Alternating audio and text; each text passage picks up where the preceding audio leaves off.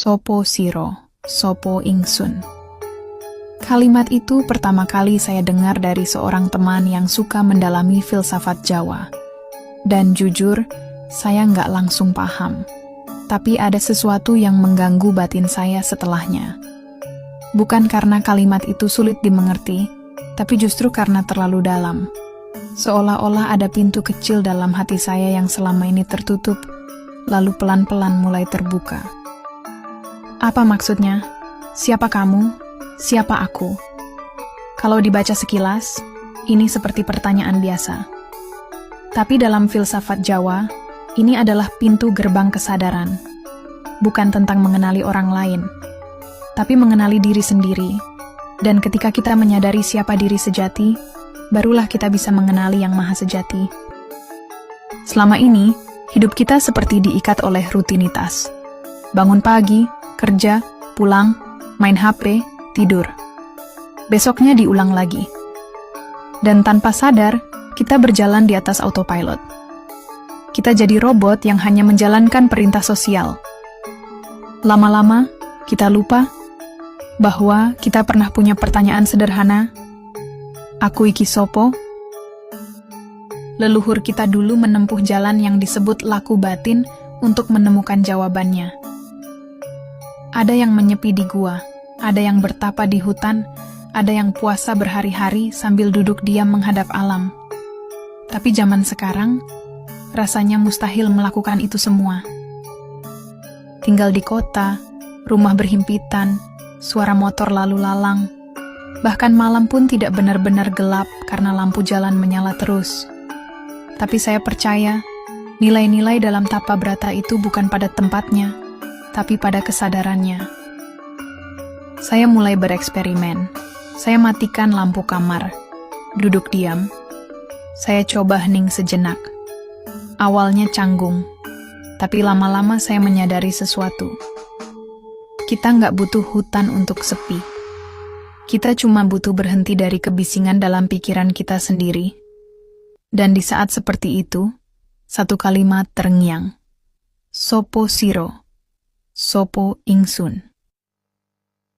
Saya jadi sadar, selama ini saya terlalu sibuk menjadi siro, menjadi apa yang orang lihat, orang harapkan, orang nilai.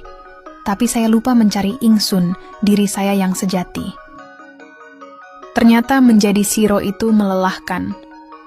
Menjadi yang orang lain mau. Menjadi yang disukai media sosial. Menjadi versi palsu dari diri sendiri demi diterima. Kita pakai topeng tiap hari. Topeng pekerja keras, topeng yang selalu kuat, topeng yang selalu bisa tertawa di depan orang lain. Tapi di dalam, siapa tahu, mungkin kita sedang kosong. Atau bahkan, kita sendiri tidak kenal siapa yang sedang memakai topeng itu. Saya mulai menyadari bahwa mengenal diri tidak harus muluk-muluk. Tidak perlu guru spiritual, tidak harus ritual aneh-aneh. Cukup duduk diam, sendiri, tanpa gangguan. Karena saat tidak ada suara luar, suara dalam akan mulai terdengar. Dan suara itu bisa menakutkan. Karena disitulah kita berhadapan dengan luka, kekurangan, dan pertanyaan-pertanyaan yang selama ini kita hindari. Saya menyebut ini sebagai tapa cahaya. Caranya sederhana. Setiap malam saya matikan semua lampu. Saya duduk di tempat gelap, tidak main HP, tidak mendengarkan apapun, hanya diam. Dalam gelap itu, saya belajar satu hal penting. Cahaya Tuhan tidak datang dari luar, tapi dari dalam. Karena gelap yang sesungguhnya bukan ruangan tanpa lampu. Gelap sejati adalah saat hati kita tidak bisa membedakan mana yang benar dan mana yang palsu. Dan ironisnya, banyak dari kita merasa hidup di bawah cahaya, lampu rumah, layar HP, sorotan sosial, padahal batinnya gelap gulita. Dari situ, saya mulai mencoba laku-laku kecil yang bisa dilakukan siapapun, bahkan oleh orang modern seperti saya. Salah satunya adalah laku ambegan, laku napas, tarik napas, pelan. Dan saat menarik itu, saya ucapkan dalam hati, saking pangeran, Lalu saat menghembuskan, saya katakan, mulih marang pangeran. Segala sesuatu berasal dari Tuhan dan akan kembali kepada Tuhan. Saya ulangi itu berkali-kali. Dan perlahan, saya merasa bukan cuma napas yang masuk dan keluar, tapi juga pikiran-pikiran yang tadinya ruwet mulai jernih, emosi yang tadinya sesak jadi longgar. Ternyata, menyadari napas itu sama seperti menyadari hidup. Kita tidak pernah tahu kapan tarikannya berhenti. Maka selama masih bisa bernapas, itu adalah tanda bahwa kita masih diberi kesempatan untuk mencari ingsun sejati. Setelah beberapa malam melakoni tapa cahaya dan laku ambegan, saya mulai memahami bahwa laku batin bukan soal menjadi suci atau mistis, tapi soal menjadi jujur pada diri sendiri. Karena sejujur-jujurnya, manusia di dunia ini adalah hati. Hati tidak pernah bohong. Kita saja yang sering pura-pura tidak mendengarnya. Saya juga mulai melatih tapa rasa. Bukan dengan menyiksa diri, tapi dengan menunda reaksi. Misalnya saat ada orang yang menyindir atau membuat saya kesal. Biasanya saya langsung ingin membalas, membela diri, atau minimal ngedumel dalam hati.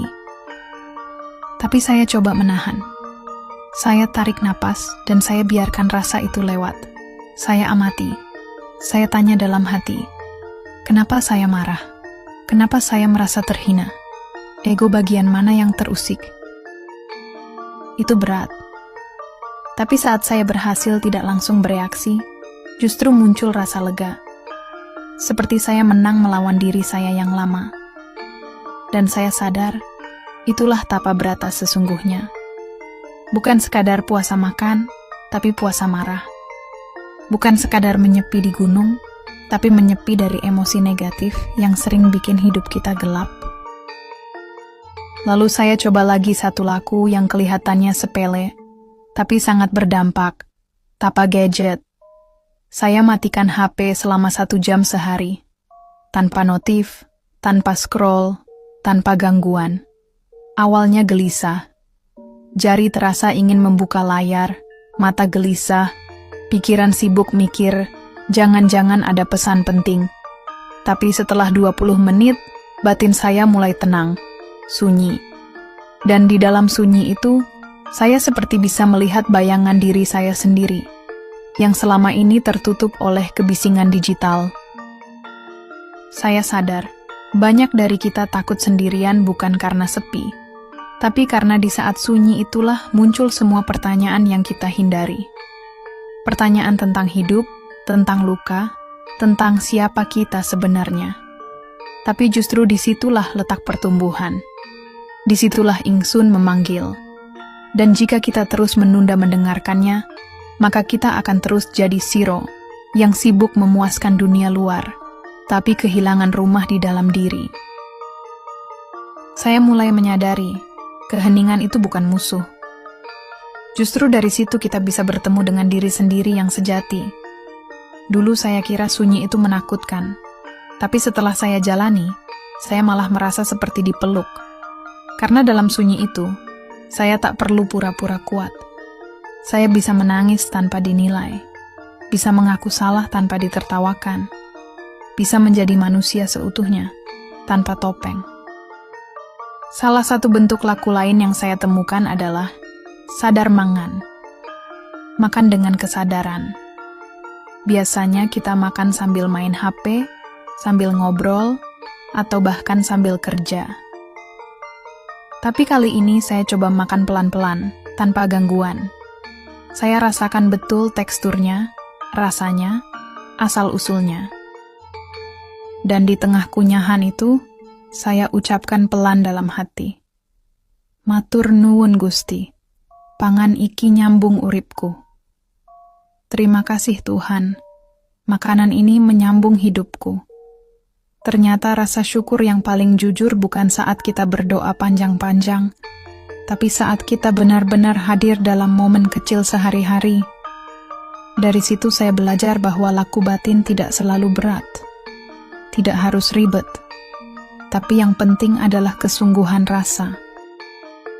karena leluhur kita tidak mengajarkan keajaiban yang datang dari luar. Mereka mengajarkan keajaiban yang muncul dari rasa dalam diri. Saya pun jadi paham, kenapa dalam banyak ajaran Jawa, perjalanan spiritual itu selalu dimulai dengan mengenali ingsun, diri sejati, bukan untuk sombong, tapi justru supaya sadar bahwa kita ini kecil, bahwa kita hanya bagian dari semesta besar yang tidak pernah kita kuasai sepenuhnya.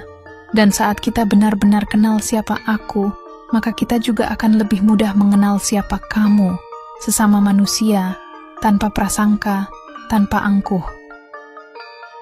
Pelan-pelan, saya mulai mengerti bahwa sopo siro, sopo ingsun, bukan pertanyaan yang butuh jawaban cepat, tapi pertanyaan yang perlu kita bawa terus dalam hidup.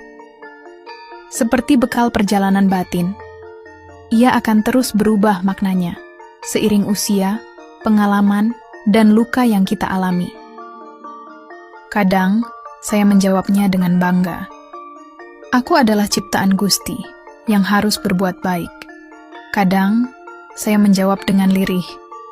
Aku ini cuma debu, Gusti, yang sering lupa arah. Tapi di semua versi jawaban itu, saya menemukan satu benang merah. Ingsun, bukan tentang siapa saya di mata orang lain, tapi siapa saya saat saya berhadapan dengan diri sendiri dalam keheningan. Dan saat itulah, saya merasa lebih dekat, bukan hanya dengan Tuhan, tapi juga dengan sesama. Karena saat saya makin paham siapa diri saya juga jadi lebih lembut dalam menilai orang lain. Saya tak lagi mudah marah, tak lagi cepat menghakimi. Karena saya tahu, setiap orang sedang dalam perjalanan mengenali ingsunnya sendiri. Filsafat Jawa tidak rumit, tapi memang tidak bisa dikejar secara terburu-buru. Ia tidak datang dari debat kusir atau hafalan, tapi dari rasa, dari laku, dari kesediaan untuk menunduk, diam, dan mendengar. Dan saya percaya, di zaman yang makin riuh ini, justru ajaran Jawa seperti ini yang bisa menyelamatkan kita, menjadi jangkar batin di tengah banjir informasi, menjadi pelita di tengah gelapnya pencarian makna.